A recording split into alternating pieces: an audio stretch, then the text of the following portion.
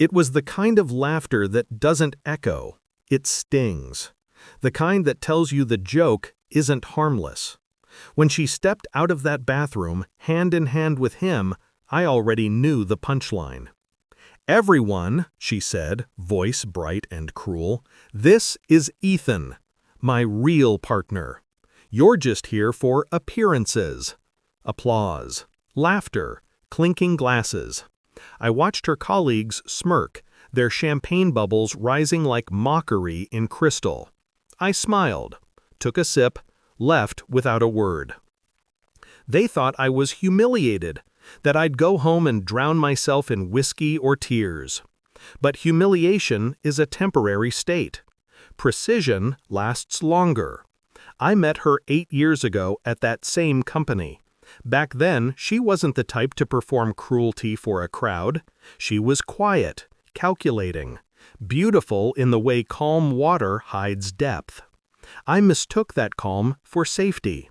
She said I made her feel grounded. She said I was the reason she could focus on her career. She said a lot of things. I built her world, designed her company's data infrastructure, managed her accounts, integrated security systems. All invisible things, the kind you only notice when they stop working. She once told me she admired how I never left fingerprints. I smiled. She had no idea how true that was. The first signs came months ago. Late nights, client dinners, new perfume, the careful distance of guilt. But I'm not impulsive. I observe. I collect. Her company used an internal messaging server I helped configure. End-to-end encryption. Strong, but not stronger than me. I watched their affair unfold line by line. I archived every message, every photo, every transfer of company funds disguised as bonuses. It stopped hurting once I had proof. Pain turned into architecture, a structure I could build on. I started small, moved through her company's backend quietly, like a shadow brushing against glass.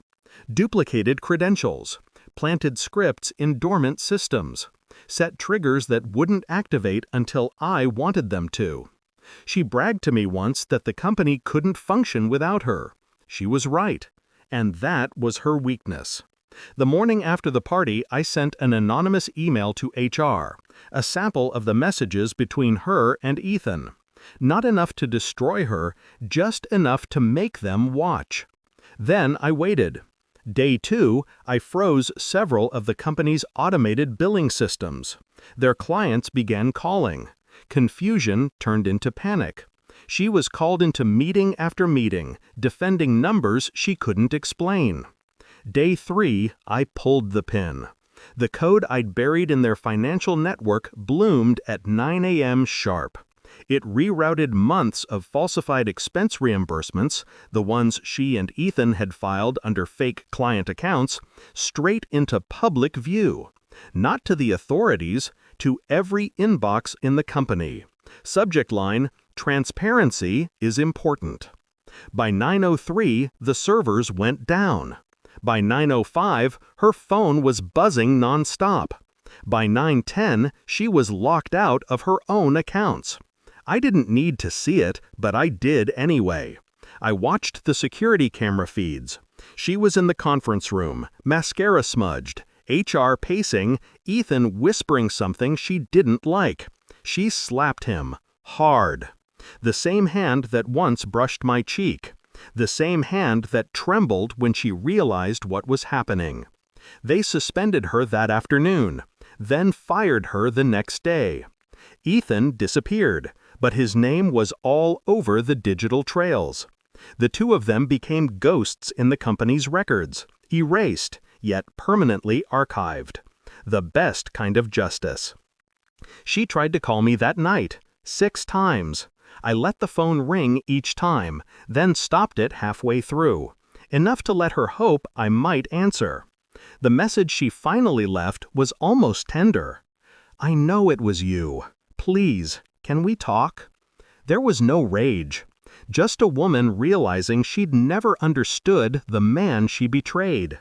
I sat in the dark, the glow of her voicemail screen fading, and poured myself a drink.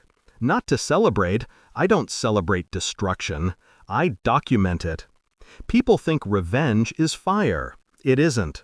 It's gravity. Patient, inevitable, precise. When she humiliated me, she thought the world would laugh and move on. But what she didn't understand was simple. I don't break loudly. I rebuild quietly. And when I do, I make sure the pieces cut on the way down. 3 days. That's all it took. Now her company's investigating financial misconduct. Her name's in the headlines. Her career, gone. Her partner, gone. Her reputation, ash. And me? I'm just a man sipping coffee, watching the morning news, listening to them talk about her like she's a cautionary tale. Funny thing about appearances. She said I was only there for them. Turns out, that's all she ever had.